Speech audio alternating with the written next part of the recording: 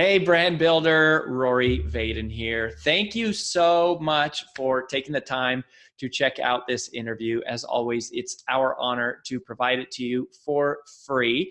And wanted to let you know there's no big sales pitch or anything coming at the end. However, if you are someone who is looking to build and monetize your personal brand, we would love to talk to you and get to know you a little bit and hear about some of your dreams and visions and share with you a little bit about what we're up to see if we might be a fit. So if you're interested in a free strategy call with someone from our team, we would love to hear from you. You can do that at brandbuildersgroup.com/podcall, brandbuildersgroup.com/podcall. We hope to talk to you soon. Well, my journey to become a speaker has been a fun one through lots of different twists and turns. And one of those things was having to learn how to be funny because I was not funny. And one of the people that I learned from in that journey is the man that you're about to meet. His name is David Glickman. I first attended one of his trainings. Oh gosh, I was in my 20s.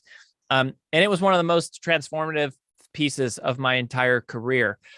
David and I now are kind of colleagues, and we've known each other for years. He's in the Professional Speaking Hall of Fame, and he is kind of known for corporate customized comedy. But before he was in the speaking business, he was in show business, and he worked with Steve Martin, Ellen DeGeneres. He appeared on Evening at the Improv. He owned a chain of comedy clubs.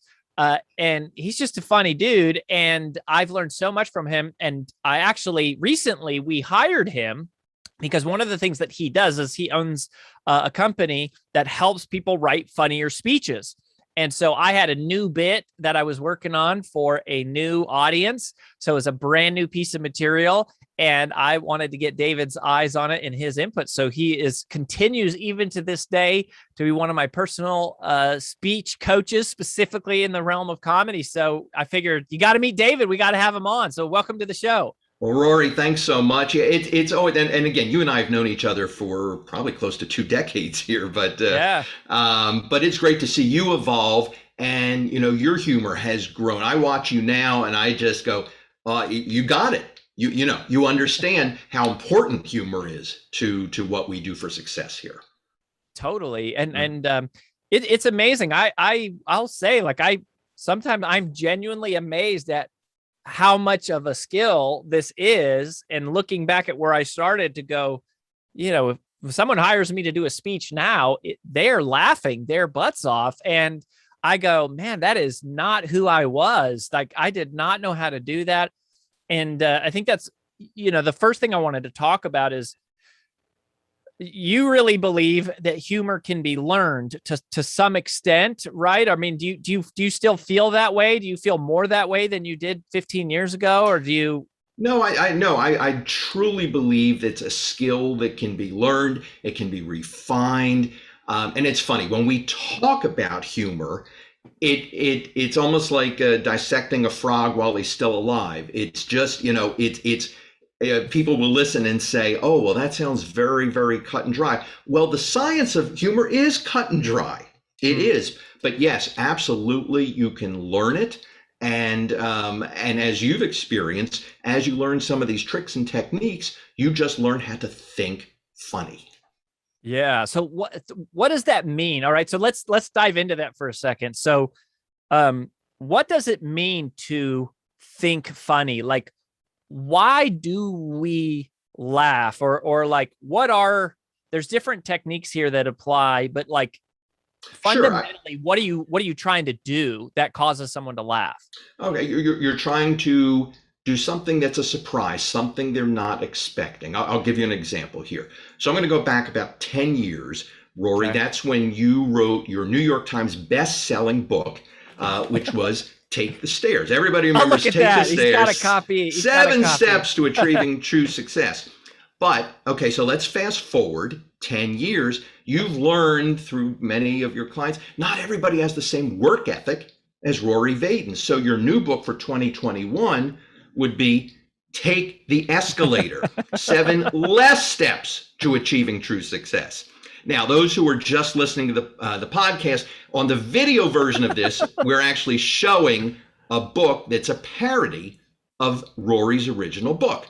I love it. So what we've done is just we've taken something that was already existing and we've tweaked a word. We've tweaked something. By tweaking the original of something just a little bit, whether it's a rhyme, whether it's a letter. I once spoke at a conference where the theme was Together We're Better, but it was for the American Wastewater Association. And I said, oh, the original theme was supposed to be Together We're Wetter. You know, I just changed one word and it became funny. So to your question, it's looking at words, looking at themes, and how can we just adapt them? Yeah, the surprise. I mean, I guess in one word, you could say surprise. You'll hear misdirection, or you're saying tweak, but like take the stairs, is established as a theme, and then you kind of do that play, and you think that's basically what all of humor comes down to, is sort of this like element of surprise.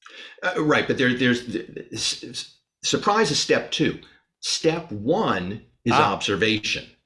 It's looking, it's seeing. And again, I know this sounds kind of cut and dry, but the research that's involved in any kind of making something funny is important. You have to kind of know the bigger picture, if that makes sense, to be able to switch and adapt and adjust. Now, again, we're talking primarily on customized humor, Rory. For evergreen humor, you don't need as much research. What I worked on for you was evergreen. That story will work anywhere, anytime, hopefully for the next 10 years. Do you know what I'm saying? So there's two types of humor: evergreen humor and customized humor. Okay. What's the difference? Evergreen should work all the time. There are comedians out there who have an act who they haven't changed one word of it in 20 years. That's evergreen. That means that humor. And again, for most speakers, professional speakers or professional business folks, if they create a presentation, they don't have to necessarily change it. The humor that's in there, that's crafted, will work forever. But the customized humor is often funnier, if that makes sense, because it's of the moment. People are hearing it just about them and that moment. And it's like we're all in on this secret together. We're all in on this because only we know what that particular joke means, or that it's like it's like a big inside joke, basically. Right, exactly. A whole audience. Well, and I think what's super powerful is going, so like for most of our clients, and not all of our clients are trying to be professional speakers. In fact, I would say even most of our members and clients, they're just speaking as a marketing vehicle for people to find out about their service or their product or whatever it is that they offer. And it's wonderful when you can have evergreen humor, because you have like signature stories about your life and your whatever that you tell all the time. And once you have that down, then you kind of have like this sort of baseline of entertainment. And then the customized stuff is kind of like where you can have more fun and you can experiment. And I do think that's part of what your magic, like your secret sauce, is customized. So let's dive in on the customized humor a bit. How do you even approach this? Because writing a joke is friggin' scary by itself, but then going, okay, how do I write a new joke, like a new thing that I've never tried out before and I may never do again, and go, but I'm going to try this because I think it'll be funny this one time for this one audience? How do you even start with that? Well, and first of all, I'm going to back up to one thing you said there, where you say, try it one time. If it's a line you can use multiple times, one time is not always enough to get the reaction you want, to test its efficacy, if it's going to be funny. Now, if it's the American Wastewater Association and that's the only time you're in front of them, then yeah, the water joke might be the only time. But to your question, how do you figure out what's funny? Again, it goes back to the research. I always ask the same exact questions in looking at who the audience are, and for your clients, maybe who their prospects are. What are their pain points? What keeps them up at night? What are their frustrations? And then you look at that and see, okay, how can I possibly find something about them that twists it? I call it the comment on the comment. If you ever look at a football game, Okay. you typically have two people broadcasting the game: the play-by-play guy and the color commentary guy. Yep. The play-by-play guy is the guy doing the content. The color commentary is the funny line. In other words, here I'll give you an example. I just wrote this for a client last week. He had a line in his presentation where he said, "By a show of hands, who here is a multitasker?" And people would raise their hand, and then he'd go on to talk about multitasking. Well, the funny comment on the comment that I added was, he says, "By a show of hands, who here is a multitasker?" Well, a really good multitasker could raise both hands and still be texting. So that was Yeah. the funny line, and it got a big laugh. He told me later, comment on the comment. If your audience, Rory, goes in trying to be funny first, they're going to be frustrated. They need to come up with their content first, their sales presentation first, their website first. Don't put the pressure of trying to be funny first. Then look at it for, how could we tweak this? What could we comment? What's funny? What word could we change?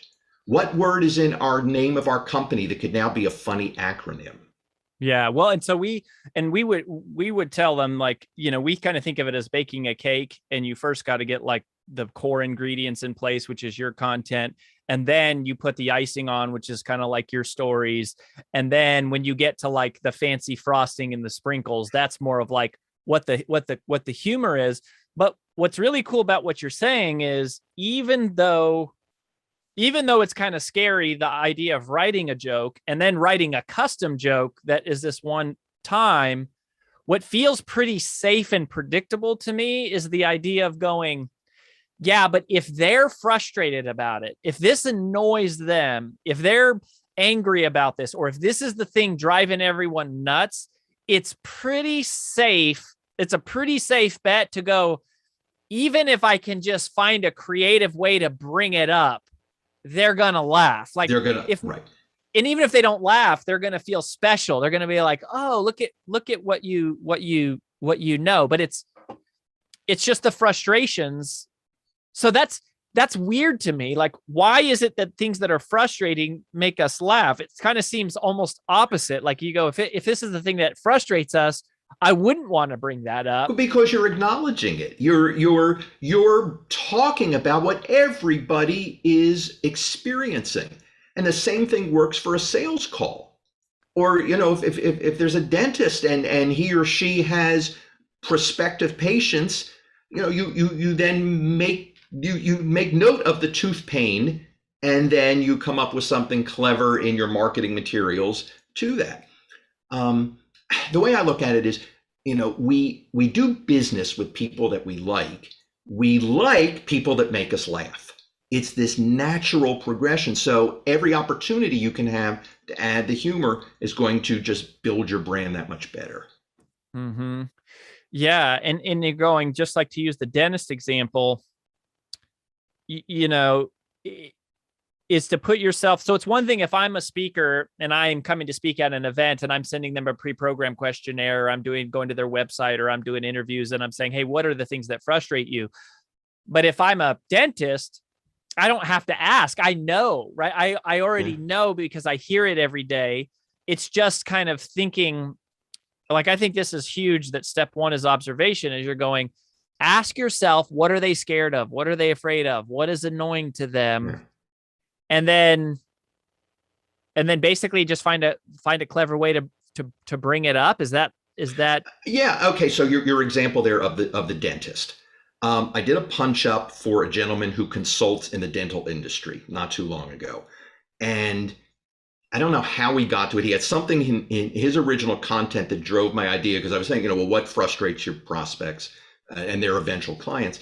And we came up with something where it says on the website, the tooth, you can't handle the tooth. and we had the picture from a few good, not a few good men, the Jack Yeah. Nicholson one. Yeah. A few good, that's a few good men. Yep. Yeah.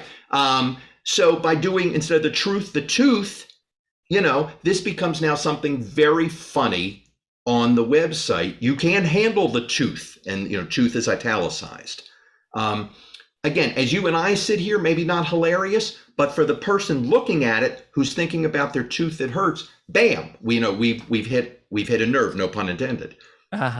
Well, and yeah, just for everyone to know, like the reason why it's not funny to hear two people talking about comedy is because there's no surprise. Surprise is the whole element of laughter. And when you're sitting here listening to it, that's what makes comedians so amazing. Is like, it's one thing when you're in a business presentation, like for all of us, we actually don't have to be that good because no one's expecting us to be funny. Like you come in as a speaker, as a financial advisor, as an accountant, an attorney, as a like no one expects you to be funny. It's different when you tell people you're a comedian. They're sitting there expecting you to make them laugh, which is way harder. So we have a little bit of an easier. This is like almost like just a covert operation for most of us, and people will laugh because they're not expecting it, and so the bar is set a little bit lower. Okay, so you first observe. So I like that. I get that. That feels doable. And by observe and research, I'm just going like, what are their pains? What are their annoyances? What are their frustrations?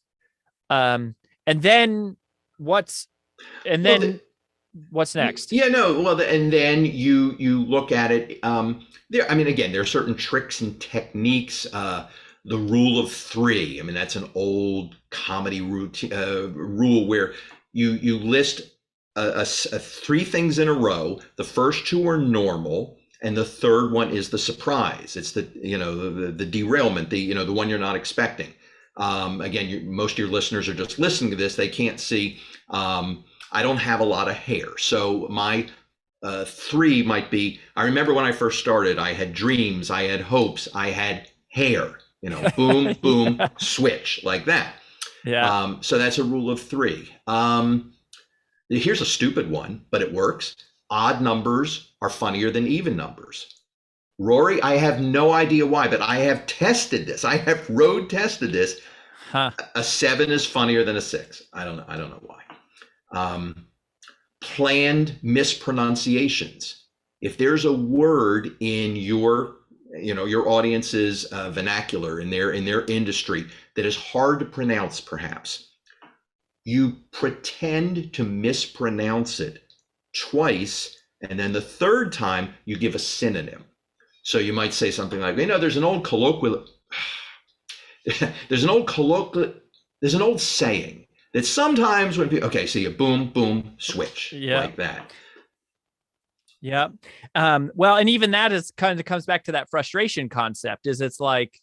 It's this annoyance of saying the word colloquialism is so difficult. It's so difficult. And you're like commenting on the thing that frustrates them, which is exactly what that's what stand-up comedians do. It's nonstop, right? They're telling jokes about being married. They're telling jokes about their kids, about going to the airport, about paying their taxes, and all they're doing is commenting on the things that frustrate us somehow, which is correct.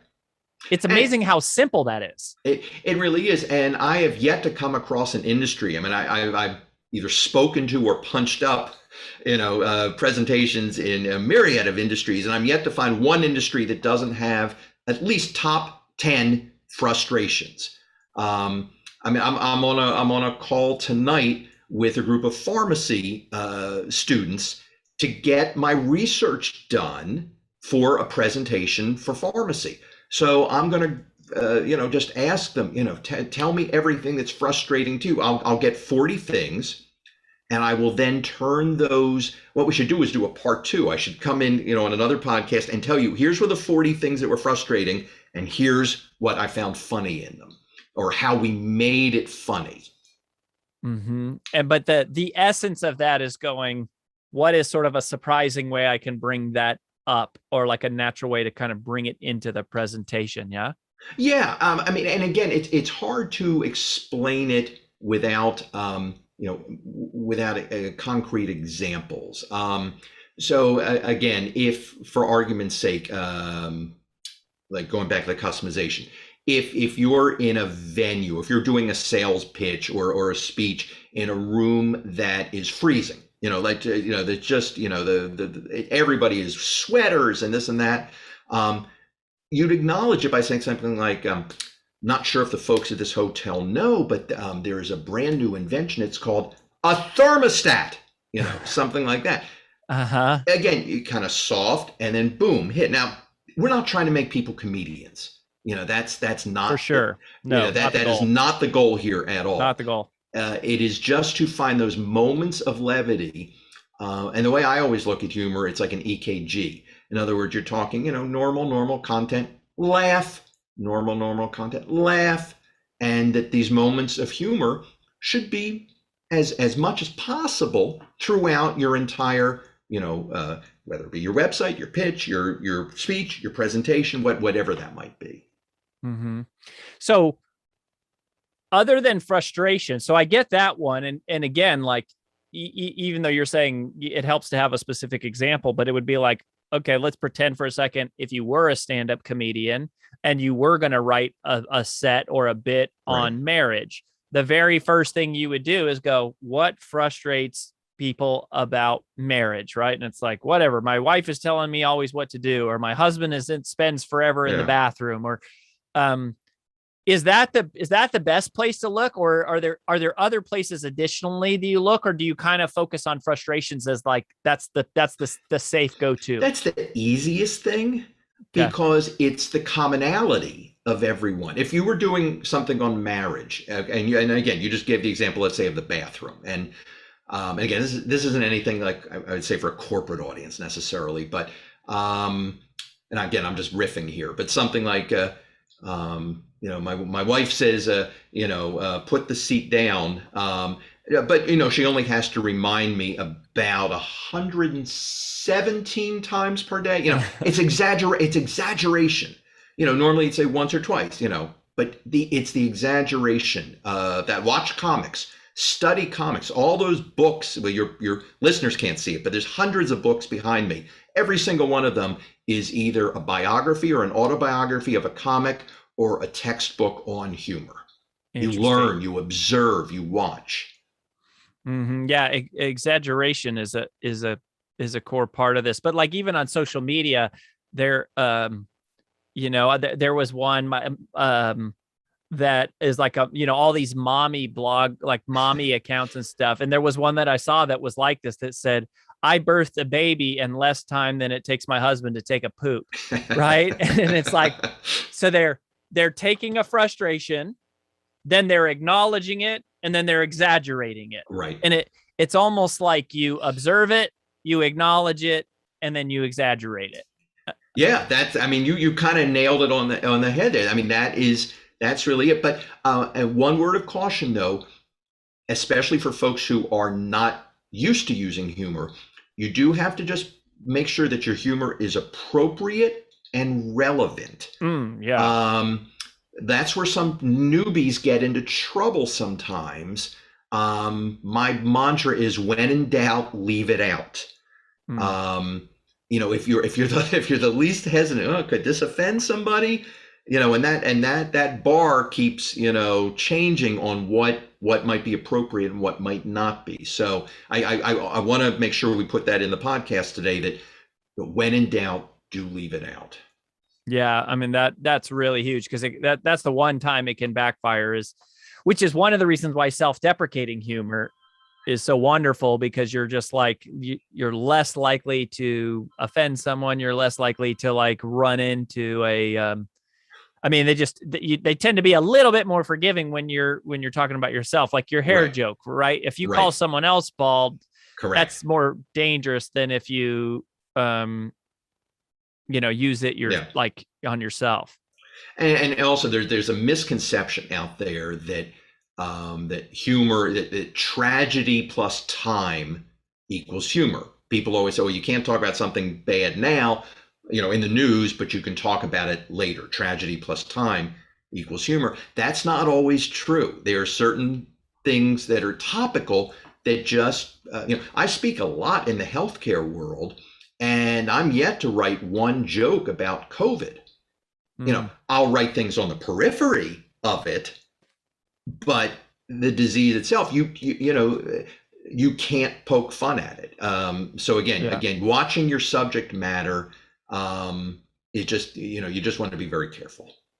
So news topics is another great place to look, right? Because, like when you say observe it, there's a couple things that jump out to me. The safe one is like self-deprecating stuff, which is Right. also evergreen as you describe it. But it's like, if I come out in shorts, which I don't, but if I did, everybody would notice that I have skinny legs. Yeah. That'd be like every single person would notice it. And so I could acknowledge it, exaggerate it. Like if I just go, what are people thinking when they look at me? That's observe it. Then I Yeah. come out and acknowledge it and I say, you may notice that, my legs are, make flamingos jealous or Yeah. something like that.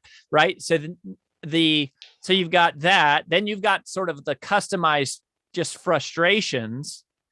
But then another place it seems like to pick up some good humor is inside of pop culture. Now you're talking about COVID as like a bad example, which I would agree, right? Like that's not a laughing matter. And you know, it certainly wouldn't be for at least a very long while. But there's certain things in pop culture that you can get away with. Do you? Oh, absolutely. Pop culture.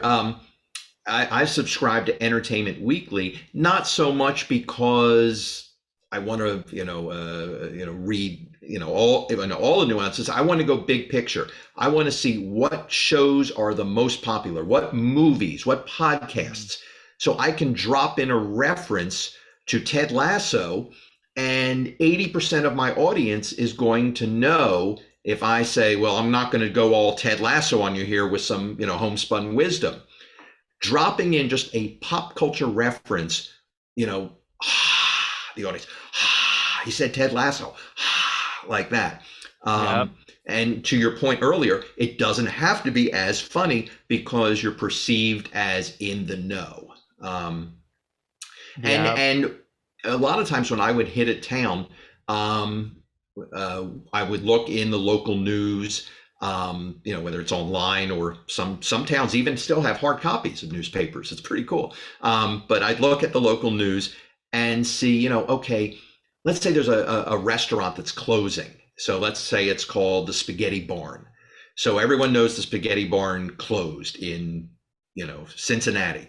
So I might open by saying, well, your meeting planners have been so kind to me. They gave me a free dinner for 10 at the Spaghetti Barn, Yes. and everybody knows, Yes. It goes nuts. yeah, they gave me something of no value. So again, that little bit of research. Have you ever had Sam Richter on as a guest on your podcast? I don't know if you've had Oh Sam man, on. I don't know that. I don't think we have, but we should, because he's a genius. He's a great speaker, but he's got some great systems and stuff. I've learned some cool stuff from him over the years.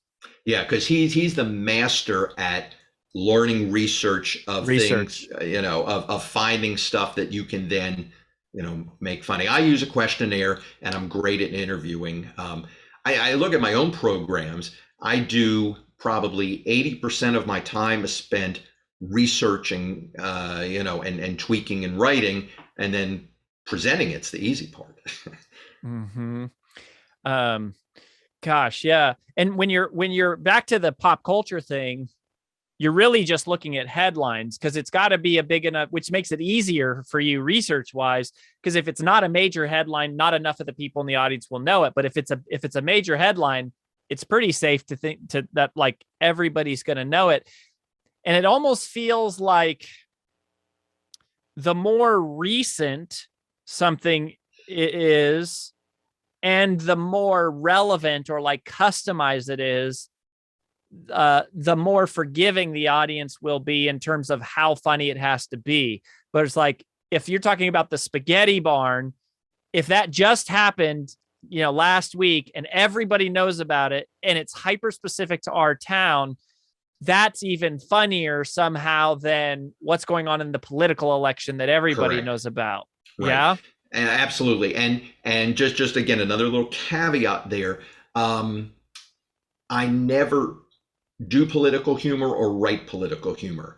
It's just become, unfortunately, just too risky, because in any given audience or any given prospects, 50 potential 50% of that prospects, or audience will not agree with whatever that humor might be. So, the late night talk show guys, they certainly show, what their thinking is.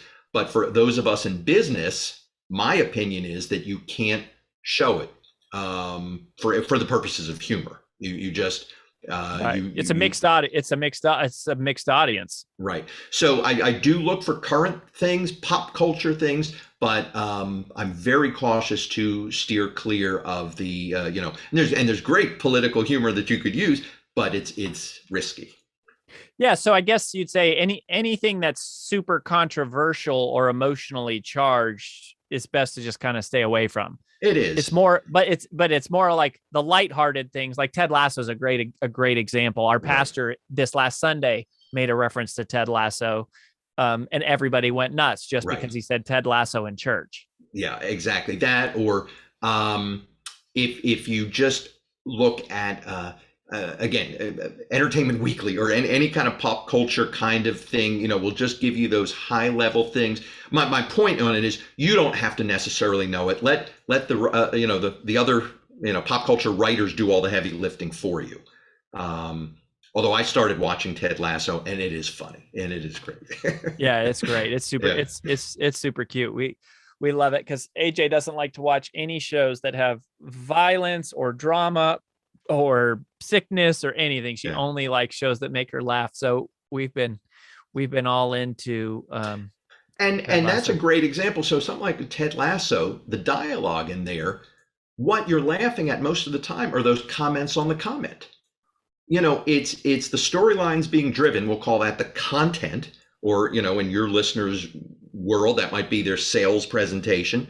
But what you laugh at are those comments on the comment. Ted Lasso will make some remark that is hilarious based on what just happened or what just was said. Mm-hmm. If that makes sense. Yeah. It's kind of that analogy used earlier of like, you're basically a commentator. Like a comedian is basically a giant commentator on life. It's like, here's everything we all go through, and they're like, just commenting on it. Right. And another thing, if your listeners can find something that works in a humor vein and can put it early on in their presentation, there's a thing called a callback. And I think you've talked about that before on other podcasts. A callback is where you bring back that thing that got the laugh again for, more laughs. Yeah. So, we haven't talked. We teach callbacks in our world-class presentation craft event, but we actually haven't talked about it on the podcast. So, okay. So take a second, because here's, part of what I'm hoping people see, and this is like something that I've learned from you and others, is like, you don't have to just like sit down and think of a joke. There's these places that it comes from, and you go, what are self-deprecating things I could bring up? What are frustrations that people have? What's going on in pop culture? And then callbacks is another easy place to look for humor. And it's like, it's a laydown. Right. So there's a piece I do in my own presentation about, I use a funny prop. It's a restaurant pager, like where you're waiting for a table, that you hold. Yeah. Gotcha. And again, your listeners won't see this, but anyone watching the video, it's hard to see because of the lighting there, but I have a little one. It's actually an ad specialty. I put my name on it. So early on in the program, I get a huge laugh on "My table's ready. My table's ready." The premise is that I carry my own with me, my own restaurant pager, and it gets a huge laugh. Well, what That's I do, awesome. Rory, is, and then I put the blinking one in my pocket, and then later on, there are, I think, 3 other moments in the speech where I go, "My table's ready. My table's ready." And again, out of context right now, it's not that funny. In the moment, it's hilarious because we've called back to a laugh, again, that they're all kind of in on the secret there. Yeah, all you have to, what's amazing about callbacks is it literally doesn't even have to be a a setup or a punchline or any, like all you have to Right. do is say the thing that made people laugh earlier. The other thing that's really clever for using callbacks is it doesn't have to be a callback to your own stuff. It can be a Right. callback to the speaker who was right before you or earlier that morning. People go bananas over Yeah. that. They think you're so much more clever than you might necessarily be. That's But why I'm into it. That's yeah. why I'm interested in. That's why I like it. Well, those are all tricks and techniques that will work.